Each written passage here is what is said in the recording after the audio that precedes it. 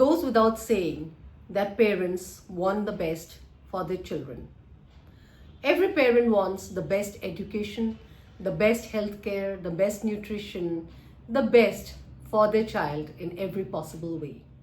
Some parents feel so concerned about their child that they even want to participate in the child's day-to-day activities in the school through the live access of the CCTV camera. Today, I'm coming up with this very pertinent topic, whether parents should be given a CCTV access, which is live, of the classroom of their child. I have been into early childhood education since more than 24 years now, and I have interacted with parents for a very long time. And this question keeps cropping up from time to time, whether we should be allowing live access in the classroom. So let us delve into this very interesting topic and see what are the consequences of allowing parents to have a live watch of their child every day at school. If you have not subscribed to the channel, do so, and let's delve into this very interesting topic. Well, if you ask me, I would say that a live access actually may hamper the education of the child. First of all, it disrupts the classroom's environment. When the teacher is feeling that she's being watched by parents all the time, she may not be able to communicate with the children as she wants to. There, she might be feeling a lot of pressure in terms of what she is doing, how she is behaving, and how she is teaching. All of it because she knows that she is being watched. Another aspect is that the child would know that he or she is being watched by the parents, because definitely the parent would divulge to the child that you were behaving well, or you were doing this, why didn't you have your tiffin? So she would feel that pressure, the loss of privacy. In the early childhood years, children develop a sense of privacy, a sense of, knowing oneself, but at the same time, if they feel that they are being watched all the time, their learning might get hampered. Again, there is the fear of parental anxiety and parental expectation versus reality. So as parents, we expect a lot from our children. So when we are monitoring our child on a regular basis in the classroom and the child is not being able to perform, it kind of breaks our dreams of the child doing well and so forth.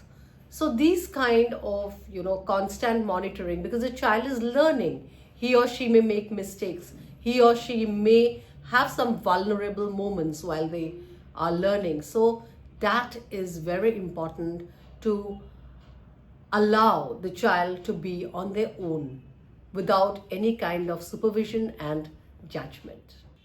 It may also hamper the teacher's autonomy to conduct a class in a certain manner. Every preschool has their own way of teaching, they have their own methodology, and the teacher needs to implement that. If she feels that she is being watched and being judged, she might not be comfortable. Also, it may lead to a creation of distrust among the teacher and the parents, because the teacher feels that she is being monitored because she may not be doing something right. So I feel in a Gurukul or in an environment where we send our students, our little ones, to study, we need to have that faith in the teacher. And most importantly, the legal and the ethical concerns. Once one parent says that she wants to have an access, some others may not really want that. Also, when we are accessing our child's activity, we are also looking at the other children in the classroom, and that may not be very ethical, because we are compromising on the privacy of other children as well. So ethically and legally, this actually raises a concern, because many parents do not want to have their child being monitored by some other parent.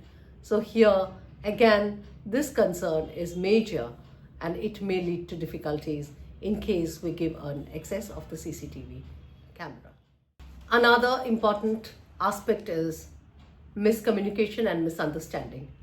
A parent who is not following the child for some time, maybe he or she is in the office and suddenly puts on the camera and sees something in the class without knowing what was preceding it.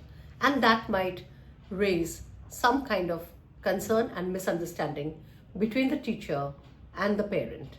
So it is very important that these footages, they may actually interpret in a different way, the way we are looking at it, or it might be influenced by our personal judgments. Finally, coming to the safety and security concerns, if the live access in some way fall into wrong hands or to unauthorized people, these may create problems for the educator, for the school in general, and for everyone in the school. So we need to be very careful about this. Sometimes these links may go to the wrong places who may misuse it, and that would really affect a lot of people who are involved. Now we know that it is not really safe and good to share the live access of CCTV to parents. What is the best alternative for them? Because parents who are concerned, everybody is concerned, but parents who are more concerned, they would want to know about the child's everyday activities and development. I would say that the first thing they can do is have open communication with the school. They can talk with the teachers, they can talk with the administration, and they might get a complete feedback of the child's development from time to time. So we encourage communication. We look at the golden triangle between the school, the parent, and the student being at the top of the triangle because we are concerned about the student. The school and the parent needs to work in collaboration for the optimum development of the child. Here, communication is pertinent because when we talk about the child to the parent, they will know what needs to be looked into, what are the weak points and the strong points of the child. Similarly, we would want that the parent communicates to the educators or to the concerned person about the needs of the child.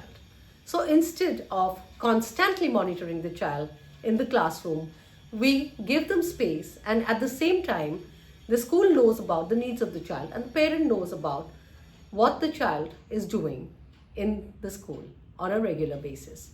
So communication and collaboration is the key. In the early childhood years, it is more so because children are little.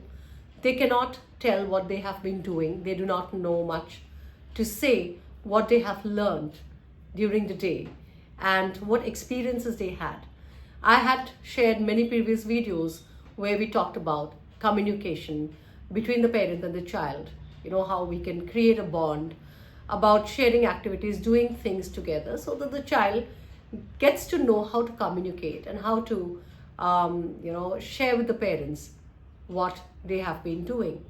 So it is key that parents have sound communication with the school, and I would also request the preschools to open their doors, to maintain transparency. It is very important to maintain transparency. I have seen many preschools who do not allow parents beyond the gates. This may be because of security reasons, but I feel that parents need to have a regular communication and they need to see the school from time to time because their children are going to the school and there's nothing to hide.